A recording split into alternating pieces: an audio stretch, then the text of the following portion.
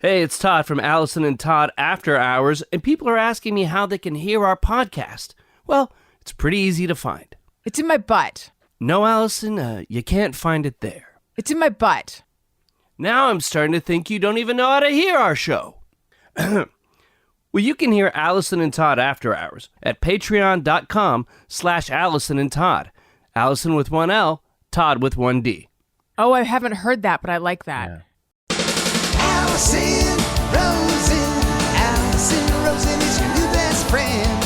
Alison, with her the good times never end. Alison Rosen, doing the wavy pencil dance again. Alison's your new best friend. Hey everyone, hi, hello, welcome to another exciting episode of Alison Rosen is your new best friend. It is Friday afternoon and I'm sitting in Pod Cabin with your husband and mine, Daniel Quantz. Hello. These weeks, They're zipping by. I mean, I feel like we just sat, because I was just thinking like, it feels like we were just in a situation where we were recording on a Friday for people listening on a Monday, and that we're excited that it was Friday, but then I felt bad because they're listening on a Monday, and I'm like, that feels like 3 days ago. Yeah. You lost 4 days. What is happening to time? It's just going faster and faster because we're getting older and older. I mean, is that what it is? I think so. That's what they say it is. I think so, because think about when you were a kid and you started school, it seemed like an infinity until Christmas. And now when school starts, it's like, oh, Christmas is going to be here in a second. I mean, I feel like Michael's has already got the Christmas stuff up. I hope. They don't, but it's their close. I'm ready. I need a little Christmas. You know who does have the Christmas stuff up is the DIY, the hardware store. Really? They just skip. Did they skip Halloween? I mean, I was there last weekend and I was expecting how they usually do have Halloween, and it was like there was Christmas shit in the back of the store, and in the back of the store. That makes it seem like, well, not the back, but the back of the holiday section, which is in the front of the store.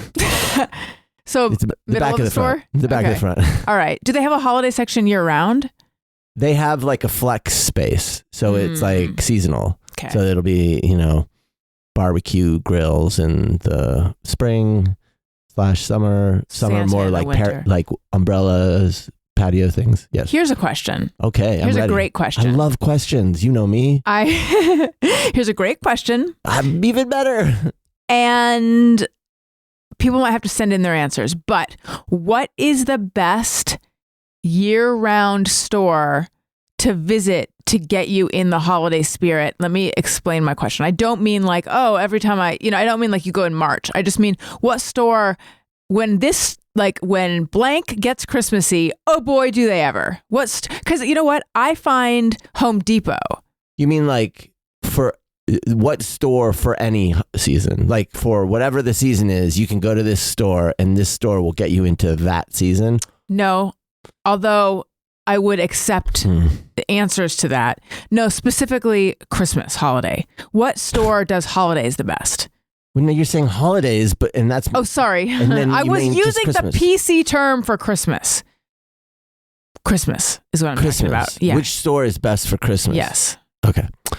And you think it's Home Depot? Well, I'm just saying... That is a wild answer. Home Depot around Christmas is kind of like they got all the trees and all the large shit you put in your house or outside your house. They have the stuff, but I don't feel like it feels like Christmas when I'm there. Okay, well then what do you think? That's a tough question. Well, it's a great question and it's also tough. I mean, the mall, just in general, is where I like to go for that. Just the mall. Yeah, like I don't know that there's a store that I can think of that is like, oh yeah, like a good. I mean, maybe like. I mean, I guess as far as they go, is maybe I guess Home Depot or Lowe's, like because they have all this stuff. But it never feels Christmassy there. But if you go to like one of those nice malls, that feels Christmassy. Like Miracle on 34th Street style? Just because they always have the big Christmas tree and then everything's like, and there's like lots of snacky options. Yeah, I gotta have snacks. I don't love a mall. Do you? I find a mall to be overwhelming. Well, it depends. Like the Galleria, the Glendale Galleria always is extremely stressful. Is there another Galleria? Because I always think of Glendale Galleria as opposed to the what? Well, there used to be like a Sherman Oaks Galleria. Oh, there was. The Galleria is like a generic like mall name. I feel like Court. I feel like I've known many Gallerias in my life. It may be that Glendale is the only Galleria in town, in which case we can just start calling it the Galleria. Yeah. But I'm gonna look up Sherman Oaks Galleria. I feel like that one went away a long time ago. That's sounds the one. Right. The Sherman Oaks one is the one that, they shot Fast Times at. Yes, Sherman Oaks Galleria. Does it still exist though? Oh, I don't know. I didn't get that far. Open Air Lifestyle Center. Yeah. Oh, you know what? It's very there. You know what I've it is been there now though? before. What? They've changed it. It used to be an indoor mall. Again, that's where they shot like Fast Times. Yeah. But now it's all outdoors. There used to be a Claire's there. We went there because there's a designer shoe warehouse. Remember that? Yeah. And you got some designer shoes there. I actually don't remember that. But we just went there because I needed to go to designer shoe warehouse and see what the options were. You dragged my ass there for designer shoes. Well, here's the weird. This is what I'm remembering. I just had a bloom of memory from when I first moved back. Sherman Oaks is weirdly not that far from the west side. Correct. Well, it's just on the other side of the hills. Yeah, like I think of Sherman Oaks as the valley, but you lived way on the west side and it wasn't that far. So I remember Googling it and a couple times when I would hang out with you at your place, I would shoot over to Sherman Oaks Galleria if I had some mall business to take care of. There was It's not a pleasant. Why would you go there? Because there's a gym there. I used to be a member of like 24. You would go to that gym? I went to Planet Fitness there. Or 24-hour fitness. I can't remember which one it was. Whatever one I had a membership to. Yes, I think it's a 24-hour. Yeah. And they also had the ArcLight theaters there. That's RIP. They had a Burke Williams there. But it's a very unpleasant spot because it's right at the intersection of the 405 and the 101. I think that we saw the Muppet movie there too. Oh, we did. Yeah. We did go to that theater. Yeah, because that was when it was ArcLight. Yeah. The one time I went to that theater. There you go. Yeah, it sucks. But they had next to it an empty lot where they had a pumpkin patch that we went to one year. And that was our best pumpkin patch experience. Wait, when we took Elliot? Yeah, that's the one where they had the train and you and Elliot rode around the train. And there was some crime that had happened sort of recently. Yes, lots of kids had been murdered at the pumpkin patch. No, that's not what I'm saying. Oh. I have a very specific memory of standing there on hay, being surrounded by hay, and trying to understand the details of a certain story that had just happened. I don't remember. It was like a cop had shot someone or something in one of those middle states. And like, it was like something like someone just opened a door and they just shot them or something and their dog. I don't know. I made that part up. Was that the beginning of the Black Lives Matter hoo-ha? Oh, possibly. No, this wasn't during the pandemic. This was when there was the giant pumpkin that Elliot sat down on. I got a picture. And then there was like a llama or a donkey, I can't remember, or a horse that was having a bad day. Oh, and was like, it made a noise at Elliot or something. Oh yeah. Did it freak Elliot out? I can't remember. But yeah, that was it. And then that one shut down though. Then the pandemic was right on the heels of that the next year. So there were no pumpkin patches. And then the following year, when things were starting to open up again, that one was gone. And now the pumpkin patch situation here in LA, not great. You've got the ones in the mall parking lots. Those suck. Okay. Those suck because you usually have to buy tickets in advance, huge long lines, whatever. Or you could go to like, what is that farm? Underwood Farms. Underwood Farms. It was like someone who went to whoever it was went to the wrong, like every floor in the apartment building looked the same. I think that was this the one where the female officer shot? Did she just shoot like the guy that answered the door? Yes. Yeah. But what was the deal? And she went to the wrong apartment. But wasn't there like a boyfriend or something? Was it? She was going to shoot her, but I don't fucking know. Wasn't she drunk and off duty, and she Yeah, went to the something. wrong floor and just shot the guy? Something. Was there a dog involved? Probably. Well, I'll forever associate it with the pumpkin patch. Yeah, not me. I'll have happy memories of my family. You always think of true crime because you're obsessed. I'm not. That's not me. However, Mhm. in calm, quiet times of contentment, my brain is like, what bit of unfinished business can we gnaw on right now? Like, I remember getting really bent out of shape. Personal stuff? Yeah. Getting, well, no, I mean, or a story in the news. Just how can I disturb myself? Sort of like, It's like you can't have a moment's peace. that's what I'm saying. Your brain won't allow Like it. like what Tabasco can I pour on this otherwise happy burrito? It's really, my brain did a lot of No, jumps. it's fine. Just move forward. Don't go backwards. Don't explain it. Mm-hmm. Okay. That's a power move. Never explain yourself. I'm way too explanatory. You got to start memorizing the 40 keys to power. What are they? I don't know any of them. I don't have any Right. power. Never explain. Isn't it 47?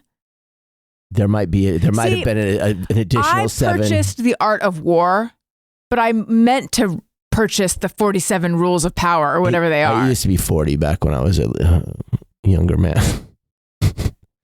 10 years They ago. have to revise it. They have to revise He it. probably woke up periodically. in the middle of the night and then he was like, there's 7 more. I know. I must etch them into the Marvel tablets. P.S. And then it's just like, the powerful always buy this book. See, it's similar to, that stupid, horrendous book, The Rules, Time-Tested Secrets for Capturing the Heart of Mr. Right. Do I ever? Yeah. So my grandmother bought me that book. It fucked with my head. But then it's like, basically don't be yourself, don't ever be yourself, don't let your guard down, blah, blah, blah. And then it's like, appendix, the rules after marriage. Like Oh, you that's after never, marriage yeah, rules. you continue it forever. Have you been applying those to our marriage? Not at all. Like, what are Well- the after marriage rules? It's the same as before. So you just never let them know who you are? Pretty much. What- You're supposed to be a mysterious creature unlike any other. You are supposed to, you know what? You're supposed to always end conversations first, and I might do that. But that's not because I'm trying to make you want more. It's because I want less. I guess if you're trying to maintain a Air of dynamic mystery. of being desired, Yes. then yeah, I guess you could keep playing that game. But I mean, I does told that you. make for the best, No. most, productive relationship? If all you want out of your life and your marriage is someone to desire you, regardless of whether you even know if you like them or not. Well, you certainly don't think about that. I'm just kidding. Well, I told you today that this morning I farted and then Owen burped and the rhythm was perfect and Well, we both thought it was that's so just funny. charming. Yes, you're But right. then you That went is to just charming. you went and exercised. You came back and then it was like a sousaphone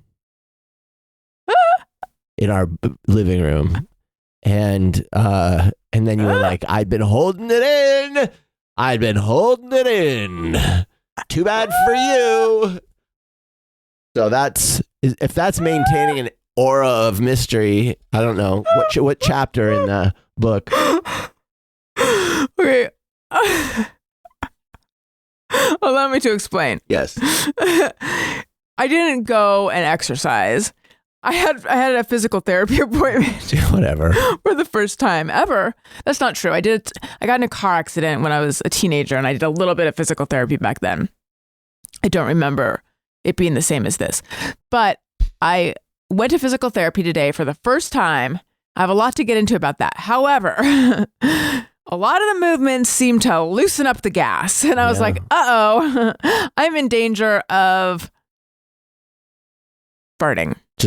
I hear that in a lot of those super Go ahead. like crunchy yoga classes, like hot yoga and stuff. People just toot. Like I'm it not just gets there yet real. with all of them. You're not what? I'm not there yet. Like how I wasn't there yet with you at the beginning of our relationship. Well, no, I wouldn't expect you to. I'm just saying that there are some classes where people don't give a shit.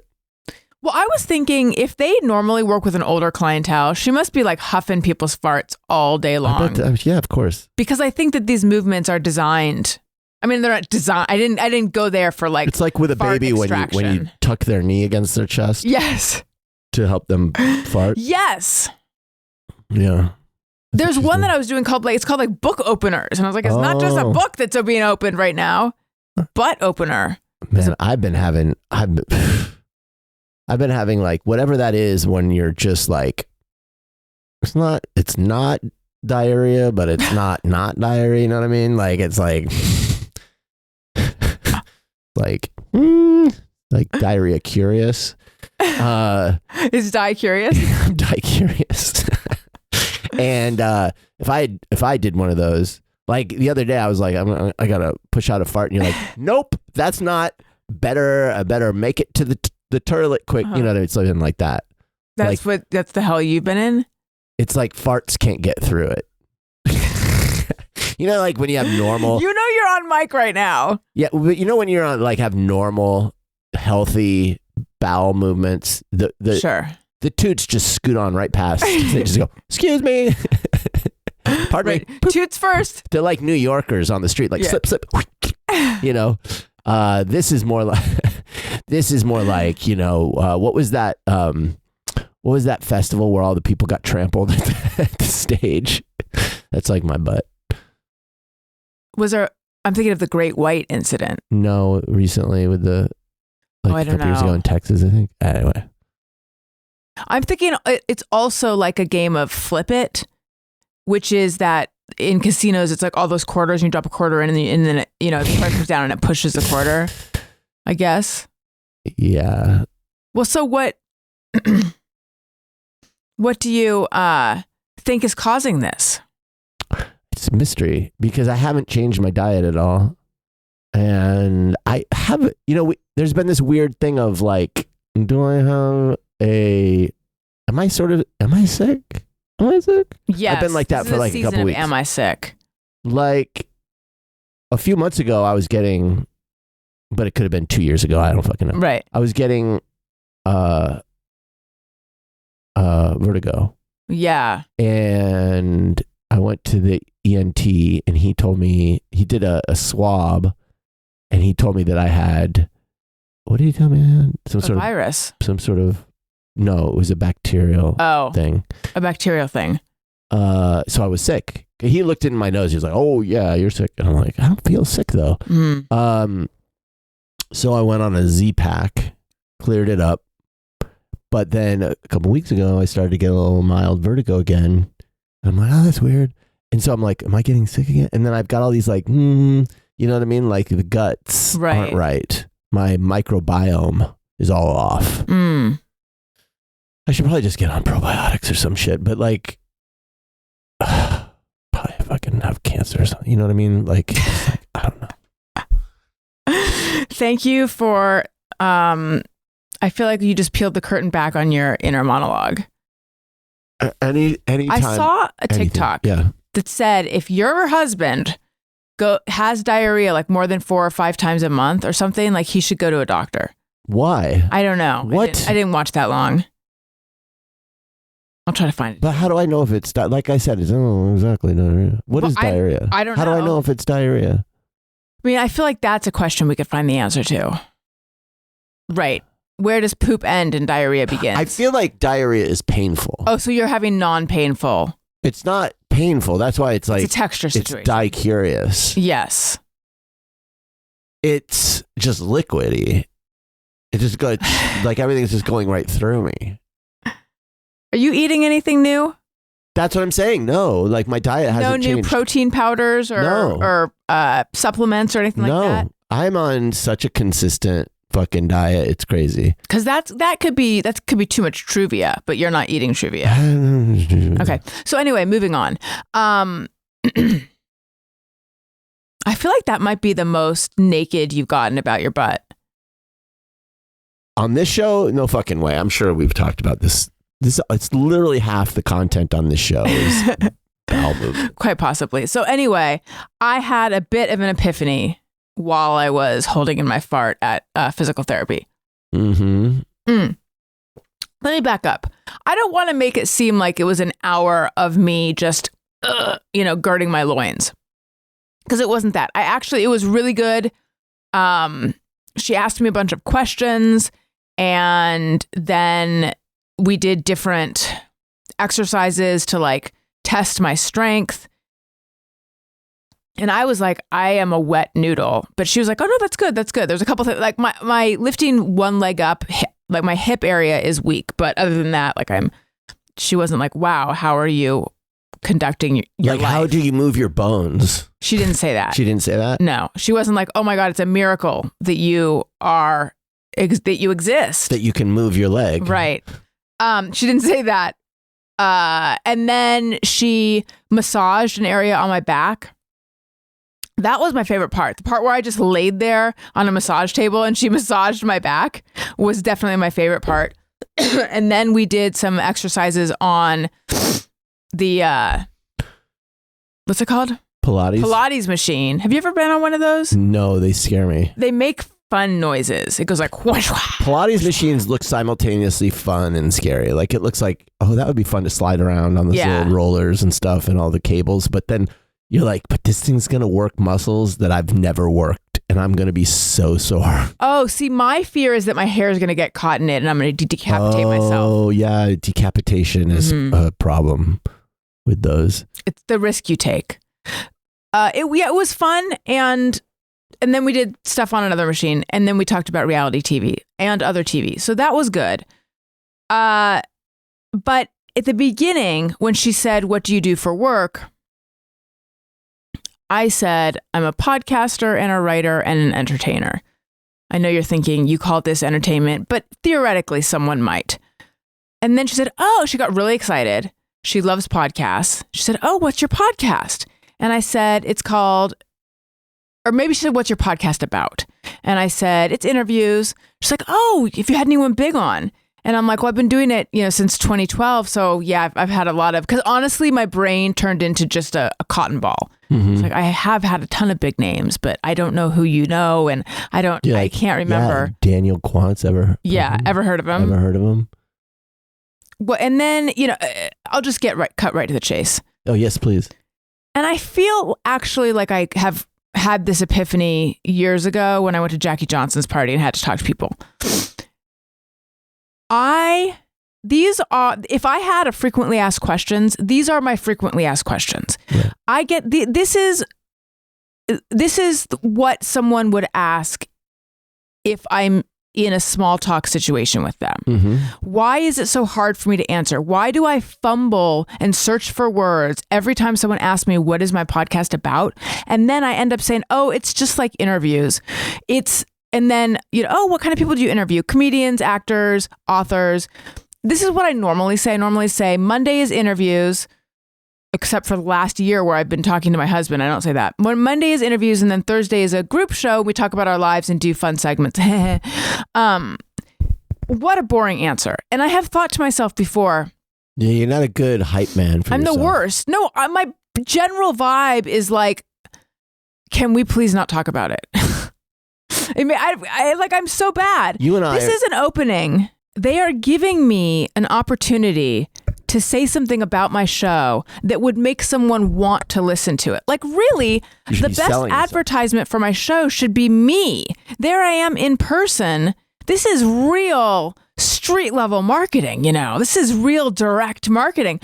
Like, whatever, you hear something and you're like, ooh, I want to check that out. I should come up with the whatever that is for my show and I should have it memorized. She also asked who was my favorite guest. She's like, you probably get this all the time. And I'm like, I don't even talk to human beings very often, so I don't get this all the time. But I'm sure back in the day when I did talk to more people, I did get it, and no one is coming to mind. I ended up saying I really enjoyed having Bob Saget on the show, but like, was he and I had him a few times. Was he my favorite? I don't know. He's one of my favorites. I also mentioned Paul F. Tompkins, but like, well, you don't have to. It doesn't have to be correct. It should also be selling my show. Well, that part. But I'm just saying, like, you don't have to actually like come up with the correct answer about who your favorite guest is. I'm entering into a relationship with her, Daniel. She knows where I'm tight. She knows where my mobility is limited. I'm just saying, how is it that I struggle every time I get into this conversation? I mean, come on, me. And also, what I say about my show, to your point that doesn't have to be correct, my description of my show doesn't even have to be correct. I mean, I could say I do true crime. No, why do you hold back? Well, how am I holding back? Well, why do you undersell yourself? I think I genuinely don't know how to describe my show in a way that makes it sound good. So it's just more of a like, how do I explain Well, it's this? similar to my idea of hell on earth is writing a bio for myself, any sort of promotional or marketing material for myself. It is like, I can't, and I don't know why. And I was just watching this TikTok where this woman was like, don't take it personal. And I was like, bitch, it's personally. Don't take it it's personal, or don't take it personally. Must we do this? This is similar to like, I don't resonate with it. No, it doesn't resonate with me. Aside from that though, she was saying, anytime someone gives you a reaction you don't like, think it's information. It's not about you. It's just information. This is just data. And I have had the realization before that when I am in, if I'm interviewing someone for a story, or if I'm interviewing them on my show, I am actually a pretty good and actually very good and very insightful judge of character.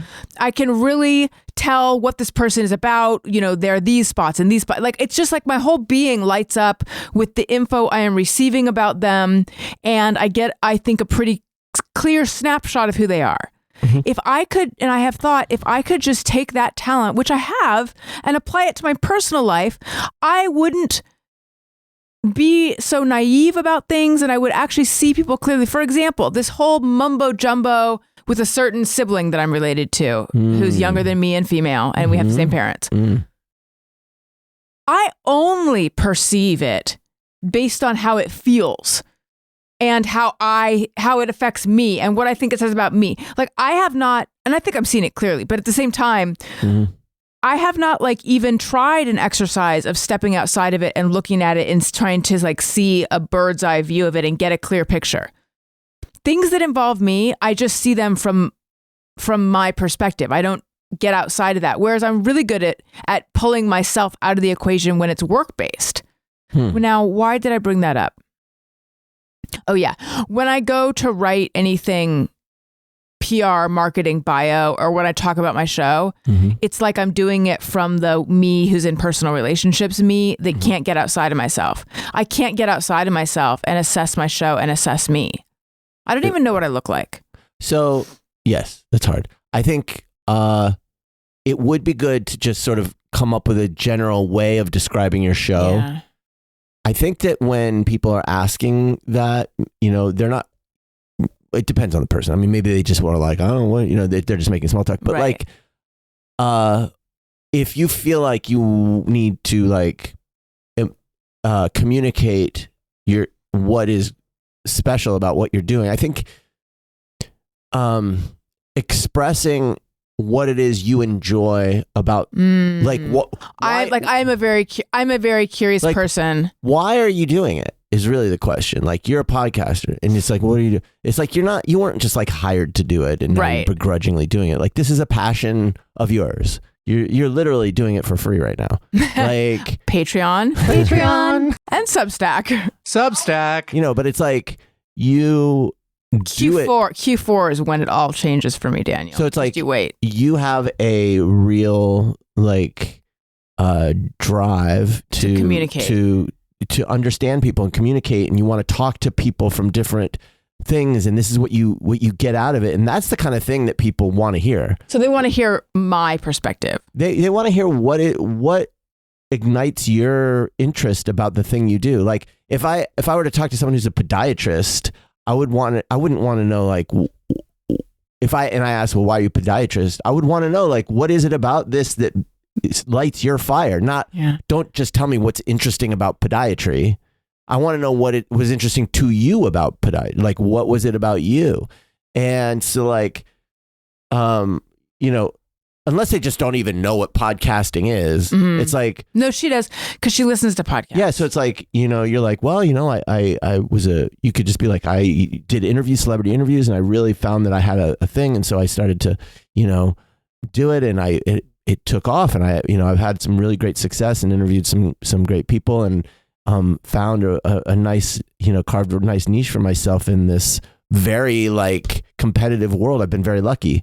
It's like that. I love all of that, but the idea of actually saying that, no, but just do it from makes my skin curl. Okay, don't say what I just said. Say the thing. I'm just saying, like, say the things that are meaningful to you. So don't say what I said, but say. You know what I mean? Yeah. No, but everything you said is good. I just can't imagine actually saying it. Well, okay, then think of what you could say. Yeah. I'm not I should giving you a find out, script. how does Jesse Thorne answer the question when it comes to Bullseye? Because I think when they say, what's your podcast? Like Jackie Johnson, Natch Butte, she could say like, oh, we talk about beauty. Everyone has a gimmick, but I don't. I'm a gimmickless podcast. I'm from the day pre-gimmick. I was thinking that disagree. What's my gimmick? Well, I don't know if it's a gimmick, but I do think what's that my like angle, my point of view. Yeah, you're just trying to like.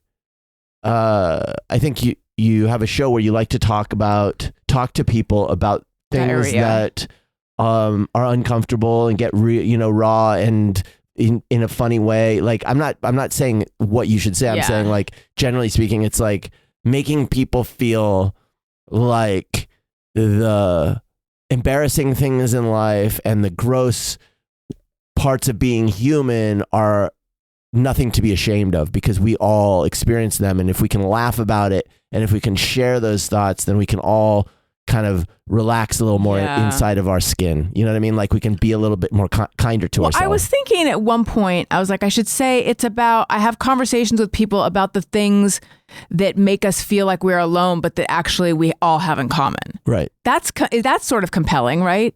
What's compelling to you is the only question that you should be trying to answer. Don't ask me what's compelling. Ask yourself what's compelling. What is compelling to you? And the answer Facts to that... of life and about fish the show. right now. About this... No. Oh. What... Is there anything left that's compelling to you about this show? Whatever it is the answer. But that doesn't answer what the show is about. It's what it's about for you. But that's... I mean, I hear what you're saying, but that's not exactly what they're asking. No, I don't think you're hearing what I'm saying. Okay, I would like to hear what you're saying. I'm saying, like, why do you do this? Oh. Why do you sit down every week and do this? Like, honestly, because I feel like I would die if I didn't. Why? Because it keeps me tethered to the world, and it keeps me from, like, imagine I'm a toilet. This is when I flush. This show flushes me. But that makes it sound like I'm like shitting into the mic, and that's that would not be the answer. But try to like follow that thought and get to an answer that is like, oh yeah, that's true. That's true. That's why I do this, and then try to refine it into a short thing that you can communicate, and there's your answer. Of what the show's about, though? No, of what your show is. I mean, you could give an answer of what the show's about. It's interviews. Like, you could do that. And if you sense that the person wants a little more from you. Yeah, I feel like it's interviews is not compelling. No one's going to go like, oh my God, interviews. That's why I'll I'm listen. saying don't just say interviews. Right. Because there's a million I need to interview say podcasts. it's about something. No. It is something. What it is. Right. Not what it's about. What it is. What is it to you is the answer to the question. You get what I'm saying, right? What?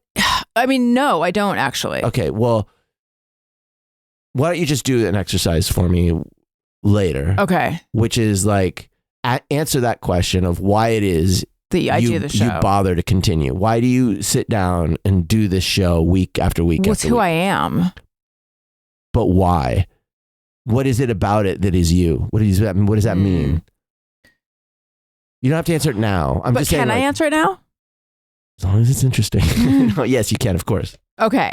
So relating to people, finding out that I'm not alone, feeling that I have connected. So it's about relating and it's about I'm just saying a bunch of words, relating, connecting with people, feeling like I was social for an hour and I provided entertainment. It helps me figure things out. It helps me process the stuff that's in my head. It's like my lifeline.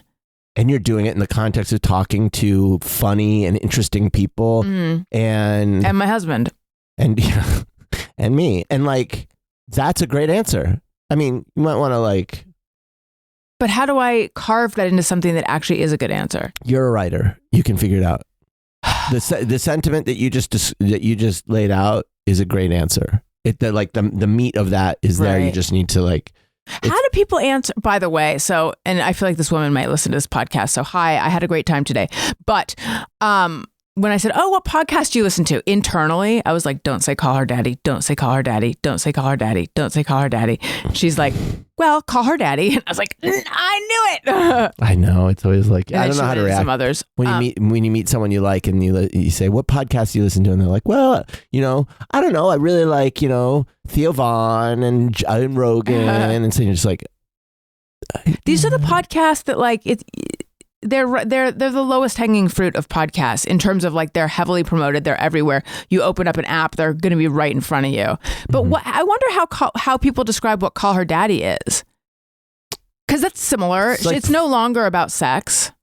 Oh yeah. I don't know. If someone were to describe Call Her Daddy to someone, how do they describe it? I wonder. But don't worry about that. Just answer what you answered. But I would like to know for her how she's describing it. I wouldn't know. I don't listen to her stupid show. I don't either. I don't know what she talks about. She talks about fucking bullshit. It's interviews. Yeah, but she's boring. Who cares? Like, how did Howard Stern describe his show? I don't know.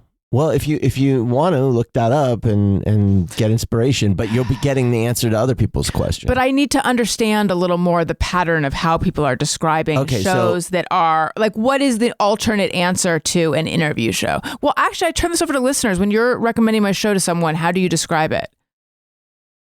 I suspect maybe it has to do with describing me, and I can't really do that. You just did. I'm a toilet? No, you just laid out all the reasons why you do the show. And those reasons are a way of describing what the show is in an interesting and compelling way. I guess. Yeah. I mean, or you could just copy what Stern says. Listen, can I bring up something? As long as it's flattering. Careful. I feel like you're getting so frustrated with me. Well, I feel like I'm not being understood, but but it's not because I'm willfully misunderstanding you. It's because I'm struggling right now. This is an issue that is hard for me and challenging. It's like someone is holding out the color orange in front of me and I'm colorblind or something, or like I can't smell there's some way that I'm limited when it comes to this. So my wanting to see how Stern describes his show and how Alex Cooper describes her show, because they both do interview shows, is me wanting to understand how other people tackle this problem. You and I might have a different, I know, and you're saying like, but I just told you how to tackle it. And I'm like, but what you're saying is not really totally making sense to me. Mm-hmm. So I'm just wanting, you and I have a different way that we solve things, I think. Yeah, I'm sorry. I understand wanting to research that as a way of getting like an idea of format. Mm-hmm. And going, oh, okay, this is, but I just don't want you, I guess I fear that you would allow that to usurp your own voice and your own true, authentic answer to the question of what your show is. Like, then it becomes rote. It becomes boring. It becomes like, yeah, it's an interview show where we talked about, and then we get to it. It's like, to me, the compelling and interesting answer to the question of what your show is when you're speaking from the heart about what your show is to you. How about this? So I would say, like, maybe just write down that answer to my question without thinking of it as the answer to that question, and have it on a piece of paper over here. Go research those things and then see if referring back to the first thing helps you. Yeah. How about this? Rework it. I used to interview celebrities and notable people for magazines. Mm-hmm. And I thought to myself, what if I stopped doing 65% of the work and just aired the conversation? Now that would be good. Is that good? I'm joking. I mean, I don't think it's good. I was joking. Okay, yeah. But I mean, I could say, but it's not true. I could say something like, and I thought, there's so much good stuff here that isn't making it into the story. What if this were the story? See how uncomfortable I am even in reflecting in this way. I'm deeply uncomfortable. That's interesting though. Why are you uncomfortable? I don't know. I should talk about it in therapy. Because I feel like I'm full of shit. It feels like bullshit. Like this is actually making me remember. So listeners have not heard it yet, but Greg Heller and Joe Quazala were just on the show. They were. Which was delightful. That will air Thursday. And we talked a little bit about the industry and about like general meetings and stuff. And talking in this way about myself, in this like trying to puff myself up way, it reminds me so much of like going into generals and trying to like entice someone to be in the Alison Rosen business. And here's what's great about me and blah, blah, blah, blah. And it feels phony and it feels like bullshit. Yeah, look, I relate. I think for you, the problem is that you're very instinctual. You kind of just... I don't even outline things ahead of time. Right. You just are like doing what you feel is the right thing for you to do. It's not intentional. I mean, there's not things premeditated. Not deliberate? Yeah, there isn't like, producer. No, but you don't have like a formula. I'll shut up. Now I forgot. No, I'm zipping it. You don't have. It's like, what is the statement, like a general statement about your intention? Mission statement. You don't have a mission statement. You're not like, this is what I'm trying to do, and now I'm going to make a show that is going to be about doing this. Yeah. And so you have not ever really like put into and you haven't thought it through in that way. You're just following your gut and being yourself and that's great. That's part of what is a big reason why I think you've been successful, and why it's good. And then someone says, now I need you to reflect on this in a way that you don't reflect on it. And so it feels like you're trying to, describe something that you'd rather leave not described. Yes, it's like when people would say, like, "What's your 5-year plan?" And I'm like, "I will keel over and die if I have to think about that." And I think that's good as an artist. Like that's a very like valid way. That's not a bad thing to have that, to create and then have that resistance. Yeah. It's kind of like, if you're a painter and you're painting and then someone's like, okay, we're going to hang this in the gallery. What are your paintings about? Yeah, now we're going to put like a paragraph on the wall here about what your painting is about. And you're like, I didn't do it like that. Like, I don't pin want me down, man. Well, I don't know how to describe this. And then by describing it, it makes it seem smaller or stupid, limited, or limited, because I'm not like, it almost makes it trite. Like, like words tend to like reduce things. And so like, I can understand your feeling, but that's why I'm trying to say like the answer should be one about speaking from the heart about, well, what is it that you're really like after in a general sense? So I did make a mission statement in November 22nd, 2021. I jotted one down. I suddenly remembered because I interviewed Michael Buckley, YouTuber, on my show, former YouTuber, and he talked about having a mission statement. And I was like, what if I made a mission statement? Yeah. I wouldn't think you need one, but go ahead. No, it's actually not for public consumption. It is it's like to get back to your true north. No, but I mean, even for that, I don't know that you need it, but go ahead. Well, I forgot I had it. Okay. Now, I don't think I can read all of it because some of it is embarrassing. So I'll just read the parts that I'm comfortable reading aloud. I am here to remind people that it's okay to be human. that gentleness, authenticity, and compassion are virtues. I believe in myself so much I don't need you to. I am confident in what I am doing and in my ability to do it. See, I don't feel that way today necessarily, but I was like trying to convince myself. I practice kindness, but I also speak in a kind and direct manner. That's always a challenge for me. My peace, that's been like that's a big thing in therapy, like learning how to like speak in a direct way. Because that to me, it feels like that's cruel to be direct. My peace of mind and my family are my priorities. When it comes to my show, I know best. I believe, I can't read that. It's too gooey. I derive meaning from expression and from connection. Let's see. I have a passion for ideas, for understanding. Oh my God, you want to hear something that's so cringy? Me to me, : Oh. I see you. Oh. I love you. Oh. I cherish you. Mm-hmm. I recognize you. I appreciate you. Yeah. I know you. That's so. I know you and love you. I know you and you are good. That is so embarrassing. I know. Oh man. But I think I mentioned that sometimes when I'm feeling really lost and really low, in my head, I give myself a hug. I imagine a younger version of me and I give that girl a hug. And then I just like, I love you. I got you. I tell her everything. Okay. Are you reading your phone? No, I'm not. I'm thinking. I tell her everything she needs to hear, which is usually like, I know, like what a good mother would say. Like, oh, sorry, I'm dying. All the things a good mother would say. And it always kind of like the part that I need to hear the most is like, you are good, you are good, you are good. And that always brings me to tears. So also, that was almost like the beginning of me crafting my sign off. It wasn't. I think I already had the sign off.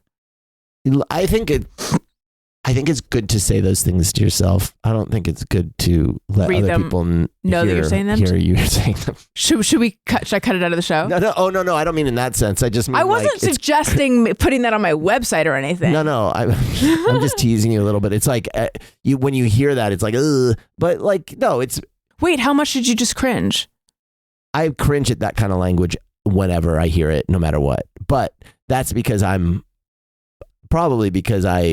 don't speak kindly to myself. You know what I mean? Like I have a hard time being kind to myself Same. So I feel like I hear that. I'm like, yeah. Oh, do you love yourself? But it's like, you should, like you fucking should. So I'm just saying, like, I'm validating that sentiment. Yeah. Even though I cringe at it. Well, I wrote it down. That's how much I was trying to convince myself of it. But I have also had the thought of like, the world is hard enough. Yeah. Why not be your own best friend? Totally. Like, why not believe in yourself? Why not be the biggest advocate for yourself? 100%. Like no one else is going to. I wanted to say something though, because I had a thought. You said recently, maybe it was on the last show we did, which by the way, there was a lot of great feedback about that show. Oh. Stuff that you said in particular helped people. Feedback. I know. Sorry, we don't have time for that, but no, I'll get to some of it. But you said that I have a lighter spirit now than like a couple years ago, right? Mm-hmm. And I wondered, is it because my parents are dead? It always puts a smile on my face. I feel like it was starting before your mom died, but go ahead. Is it because my dad offed himself? He didn't. That makes it sound like he took his own life, and that's not what I mean.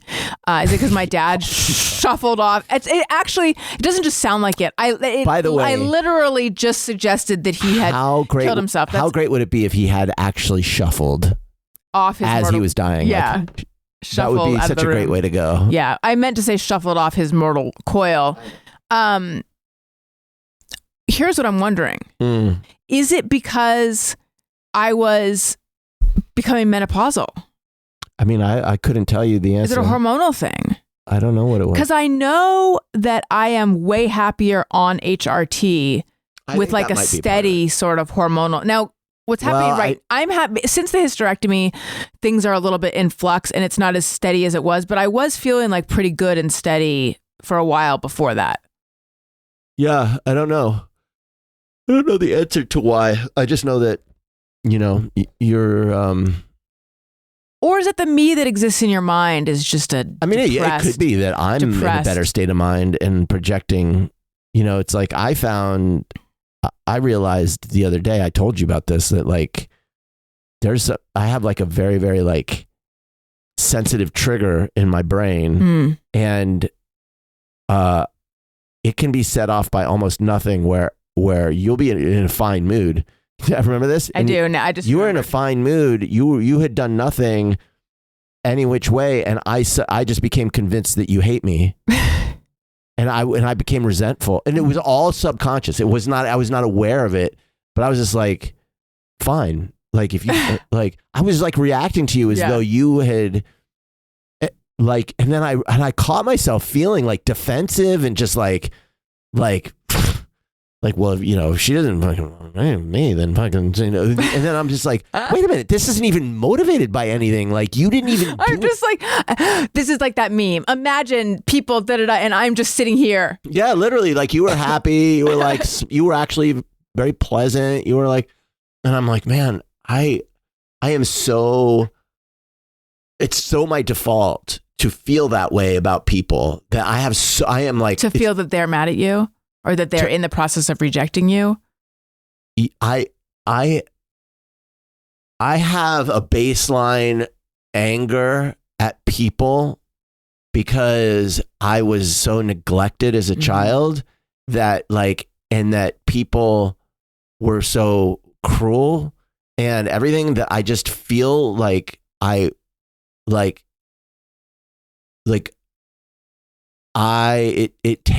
have to remind myself that people aren't that way. It is like it's like a default. Like, and I am be in a defensive posture. I want to punish everybody for the way that I was treated. Like, and like it's a struggle. But I feel like I've come a long way. Like I'm pretty good. Oh yeah. But it does like it sinks back in where I just feel that like, you know, fine, fuck you, you know, like, which is like you feel that towards lovely me, your no, lovely I don't feel wife? Fuck you, but I just have it's like a defense. It's like I'm going to like, well, okay then. Yeah, I'm going to hold you at a distance. Yeah. So that you can't hurt me, kind of thing. But today I was doing pickup today at school, and there was a interaction where I felt like, oh, I think I feel like I've evolved a little here. A friend of ours was there, and I was chatting with him, and there was another couple, you know, whose kid was in Owen's class. And they were waiting, and I knew them, but I don't think I've ever really like interacted with them. And they were talking to our friend, and so our friend was like, oh, hey, you know, and introduced me to them. And the guy did one of these like, hey, you know, guys. Yeah. And then I was like trying to like small talk, like, hey, so, you know, what's your podcast about? Yeah. Who's your kid? Da da da. And he was just like, you know, he was like answering, but he was just like real unfriendly and just like not. You could just tell like when someone's just not like interested in talking to you, and they're just looking around, and then just like kind of, and then just sort of, and it was like, I think that older me would have been like, fuck you, like you would have taken it personal. yeah, taking it personal. Like, what did I? Well, actually, I would have been like, what did I say? What did I do? Right. You know, like I was wearing a USC Trojans hat. Like, is he a UCLA fan? He's offended. I'd be thinking about all these reasons why why was I putting out vibes? Like was I rude to him at some other interaction? Like, why is he acting like you know, whatever, like I would have been turning it on myself. Right. I would have been mad at him, sure, but like it would have been because I was feeling like I had done something, and I don't like to feel that way. But I didn't. This time I was just like, oh, he's a dick. Fuck him. Like, I don't know. Like I think that's the evolution. The evolution is that's his fucking problem. Yeah. I'm being nice. Like, if you want to be a dick and you don't want to talk to me, that's your Right. fucking problem. And if I had been rude in the past, get the fuck over it. Like, what, you're holding that against me? Or like, Right. if you were wearing a UCLA hat, like these reasons that my brain comes up with are stupid. Like, if he was wearing a UCLA hat, I wouldn't be like, oh, fuck that guy. It'd be like, yeah, I don't give a shit. Yeah, hi, you went to UCLA, great. Like, and then I went over and talked to some other strange, and he was perfectly nice. It's like, yeah, nice people are nice. Rude people are rude. It's not me. Or if it is me, get over it. I'm nice. Like, here's the deal with me. I can be standoffish if there's been no icebreaker. Mm-hmm. If we're just total strangers, I tend to not be super like, I'm not one of those guys that just goes up to people cold. Yeah. a No, lot. you and I both envy those people, though. I wish we could be them. I do. But if we're introduced, I feel I'm pretty good about being friendly to new people. I do try to, right? Like, Yeah, I'm yeah. pretty good. You're good socially. I'm good socially when I'm introduced. So that's not to say that I'm perfect or I never like whatever, but and here's the thing. So maybe one of the reasons why I feel like more empowered in my own brain to just brush that fucking guy off in a way that I never have in my whole life is because lately I have learned that when those people are like that, it always turns out that that person is fucked in the head. Like, do you know what I mean? Like, I'm not going to, there was one person, I'm just going to be very vague about this. I know, but I already know who you mean. Who, it was kind of driving me crazy that this was a person who I had said had been friendly too many times and just continued to be sort of generally rude. And I was like, what did I do to this person? What did I do? I was so like upset. Like, I must give off the rudest fucking vibes. Like, I must be like, what is going on? And then I realized something else I learned having to do with other people. Oh no, that person's just an asshole. Yeah. Oh, okay. That person's an asshole. Right. Why did, so sometimes other people are just fucking assholes. Don't bring it on yourself. Anyway. I want to play a voicemail, but I also think we should text our neighbors and find out what time we need to collect the children. Okay. So let's play a voicemail. Hey, Alison and Daniel. This is Amanda in the Houston area. I don't have a just me or everyone or anything like that, but I just wanted to say thank you for the last show, which was just the two of you talking about how hard life is and how tired you are and you have no energy left. My kids are about the same age as yours. My youngest is 4, my oldest is 8. I'm just exhausted all the time and don't want to do anything, but unfortunately we have to do all the things. Mm-hmm. And I love hearing the two of you talk about it because it is so relatable and it makes me feel validated. And I really appreciate all your deep and philosophical thoughts, Daniel. Please, more of that. I mean, Okay, within take care. limits. Again, Alison- this is Within Amanda reason. in the Houston area. Amanda. Thank you, Amanda. Thank But you. then she had a PS. Hi, it's Amanda from Houston. One more time, I just wanted to say one more thing. When y'all said that mowing the lawn is just as real as giving an important speech and just as important, I had tears in my eyes. Oh.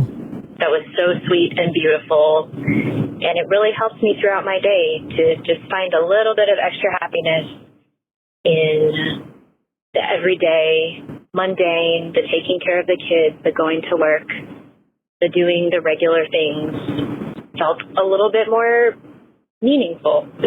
So I appreciate that. Amanda from Houston. That makes me emotional. Thank you, Amanda. Thank you, Amanda. I'm glad.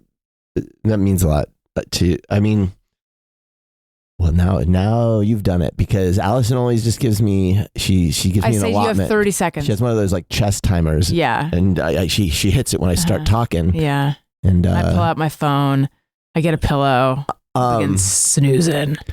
Not to get too philosophical, but to expand on that idea, because I stand behind it.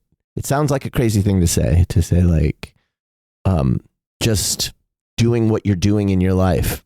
You person who feels like you are overwhelmed and can't get to the so-called quote unquote important things like writing a novel or whatever, because you're just taking care of your kids or you're just like cleaning the dishes or whatever. Here's the deal. Those big important things there's no inherent meaning to it all. There's no inherent meaning to anything. This is all fleeting. We are traveling through time at a speed you can't even fathom, and it's all gone in a blink. Everything. So like, because of that, you can either be completely, if you face that reality, you can be completely like terrified by the weightlessness of life, like the sort of meaninglessness of it can be terrifying. It can be scary, but I think, and a great novel, I've been thinking about this because I've been thinking about the book The Unbearable Lightness of Being a lot, which is one of my favorites. And it's like, or you can come to learn and realize that weight in life can be found in the dedication to your life. When you say weight, you mean substance, profundity. Meaning can be found personally. You can find personal meaning. So the meaning is whatever you give it. There is no universal meaning. That does not exist. Right. But you can find meaning in relationship and commitment to the people you love and to your children and to the things that are meaningful to you. And that is literally all the meaning there is in life. And there is nothing outside of that. There is no grand narrative. It's all just random shit.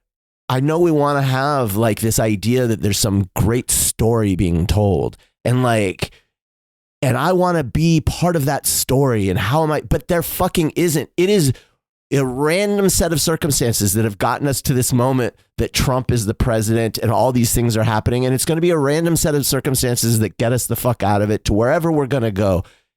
Accept that and then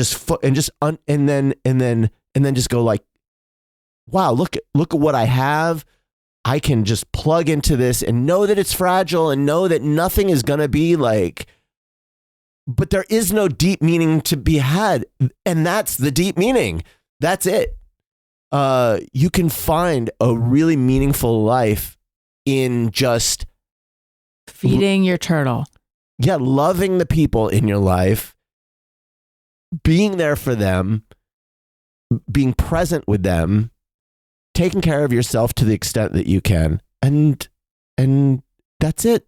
There's nothing more than that. If you want to take on projects that take you to these so-called heights, great, do it, and you'll find fulfillment in the doing of it. But don't try to find fulfillment in whatever laudits or accomplishments or awards, because none of that has meaning. It's meaningless. It's a fucking like chimera. But the weird thing is, Kundera would call it kitsch. It's a false.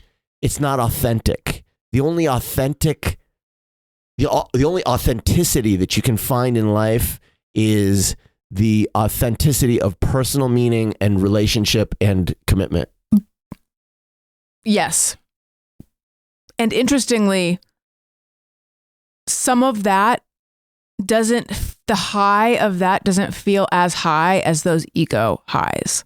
The ego high is a lie. Yeah. That's kitsch. And that kitsch is in the Kundera way, which is not the way the rest of the universe understands I'm not very much in the Kundera mind. But like, what I'm saying is like, I'll put it in different terms. Well, yeah, you're right. It's a salve or a panacea. It's a drug. It's a thing that feels so good that it sort of like masks the broken parts inside you. It has nothing to do with you, essentially. You can give yourself to a cause, for example, and you can say, I'm going to live for this cause, whatever it is. I am going to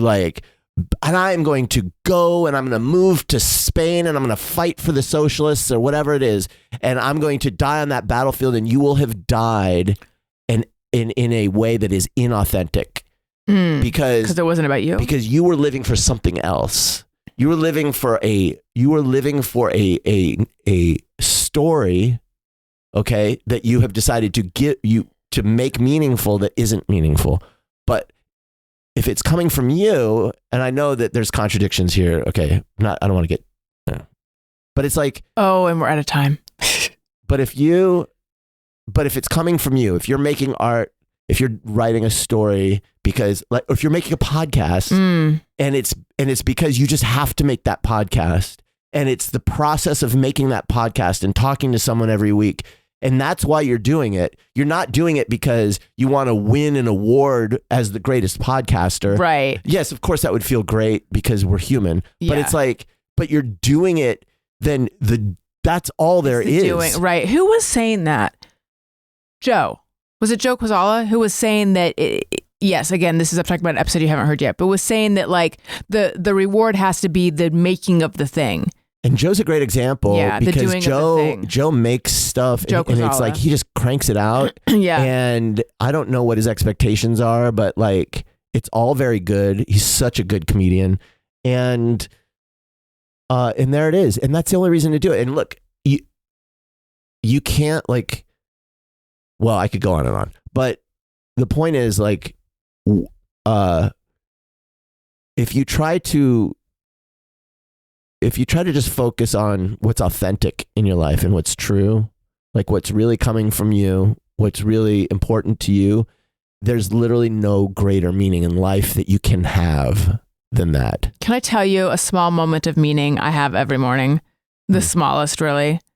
It's fucking feeding my fish tanks. Yeah. So I have bought this plastic square thing. It's like, it makes this little boundary on the top of your tank, and you can put the fish food in there so that if it's flakes or whatever it is, it doesn't like quickly spread out all over the tank. It keeps it contained. So I had been feeding Turtleine, our turtle, thawed out freeze-dried brine shrimp in his little cave. Mm-hmm. However, the shrimp and the other fish have gotten wise to this, so they all go into the cave, and then he's like, I'm heading over. And, and I feel like they're getting all his food and he's not getting any. And plus, I read that brine shrimp isn't necessarily the most nutritious thing anyway. I don't think I'm giving him like fish Doritos or anything. But so I have these little pellets, but he hasn't like, I don't know where to put them because they spread out quickly. So I put them in the little hoop. So I put them there and I was like, I wonder if he'll come get the pellets. And then I just saw his little tiny little beaky mouth go on a pellet. Aww. And that is the tiniest moment of meaning. Seeing him just chomp on that pellet is delightful. And we want to think that is meaningless because there's bigger, more important meanings. You could win the Academy Award. But I'm sorry. That's it. The rest is a fucking an ego trip, an illusion. That's what I said to Elliot when he asked for breakfast. I said, sorry. I've already found my meaning for the day. Yeah. I mean, if you knew how empty people's lives were who are like celebrities, we want to think that these people have these, oh my God, those people who are like, everyone knows, who are inside the narrative. Yeah. You know what I mean? They're part of the story. Right. You want to think they're in the room where it happens. They must have meaning. They're part of the story. But here's the reality. Those people get there thinking that that's going to give their lives meaning. And then they find that it doesn't. Because they don't have a turtle. Because it isn't meaningful. Right. And then it freaks them the fuck out. And they. Is that what The Substance is about? I haven't seen The Substance. Nor have I. All right. We got another call. Hi, Alison and Daniel. This is Luke from the Des Moines Iowa metro area. I called a while ago about Alison ruining Nutter Butters by saying tongue fuck a Nutter Butter. But anyway, things are going relatively well here in the Midwest ultimately, but I just mostly wanted to thank Alison for her kind of openness regarding the grief surrounding her parents. I turned 40 this year, and my family did not discuss grief at all. And we've had some losses and stuff going on, and it's been weird to work through without that knowledge. And so hearing Alison just kind of talk more openly about it and share on social media, I greatly appreciate it. I think it's helping me figure out how to work through some grief in addition to the endless amount of therapy I've done this year. But anyway, again, this is Luke from the Des Moines, Iowa metro area. Thanks, guys. Thank you for calling, Luke. See, this stuff makes me feel good. I know we need more of this. How could my saying tongue fuck a Nutter Butter ruin the cookie? You know, for some, it would enhance it. I mean, it makes me want to have a Nutter Butter, but you know, I'm married to you. This is true. You know, someone else. Everyone's mileage may vary. Mm-hmm. You know, it's really good. What? Those little itty bitty Nutter Butters. Oh, at yeah. the yogurt place. Those are good. You know what are disappointing? What? Vienna fingers. Do you know what those are? They're similar. They're like Nutter Butters, but they don't have. They're like vanilla flavor. Yeah, and it's like a finger cookie. It's like a cookie shaped like a finger, but not. It's a long, narrow, beige colored sandwich cookie with cream inside. Yeah. And I remembered them as being delicious. And then I bought some because I'm an adult and I can do that. Yeah, and they were just sort of disappointing. I don't know if they changed or if I changed. I mean, go with the vanilla Oreo if that's the direction you're headed. By the way, also disappointing, Nilla wafers. I just had a memory. What? Driving back from San Francisco with August and Adam. So we went up and we did a show. You drove back. I forgot. Yes. We went up and we came back in one day and we did a show at the Palace of Fine Arts. Did you drive up and drive back? Yeah. Holy fuck. Unless we flew up and drove back. I cannot remember. That's a minute. lot of hours in the car if you drove. Now I'm confused because Maybe I'm confusing two different. No, because the Palace of Fine. To San Diego? The Palace of Fine. Yes, the Palace of Fine Arts was the Palace of Fine Arts show. We drove up and flew back. So I'm getting myself mixed up. But we did drive back from San Francisco at one point. Okay. I think that show was at Cobb's. But that's not. You were not in the car with Adam when you're driving back from San Francisco, or were you? I was. Oh, okay. So it was August driving.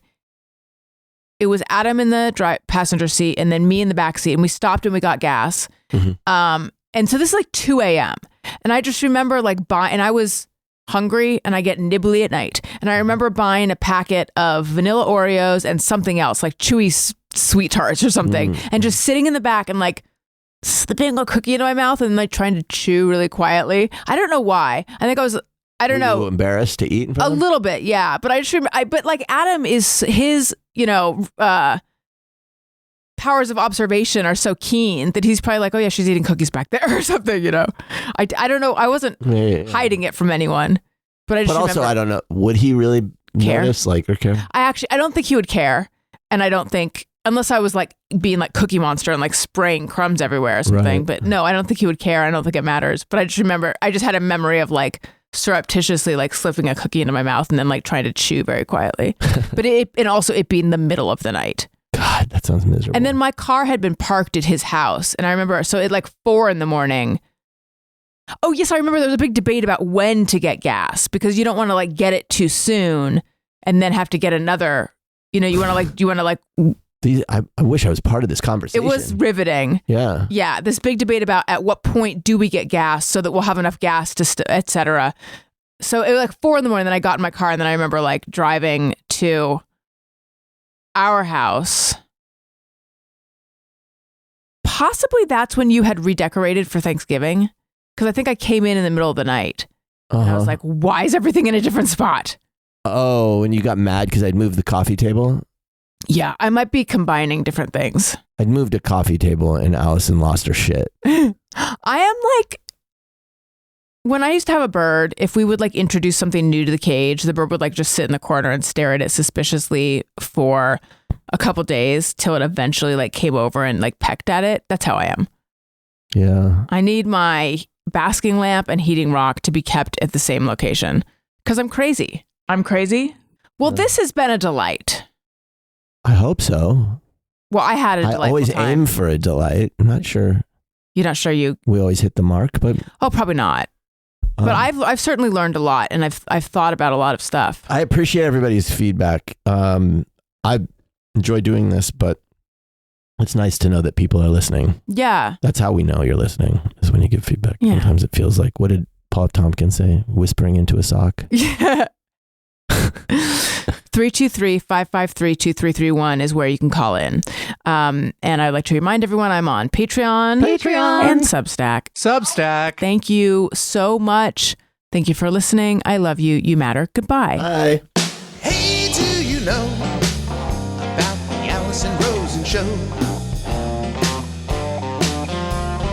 We had a good time.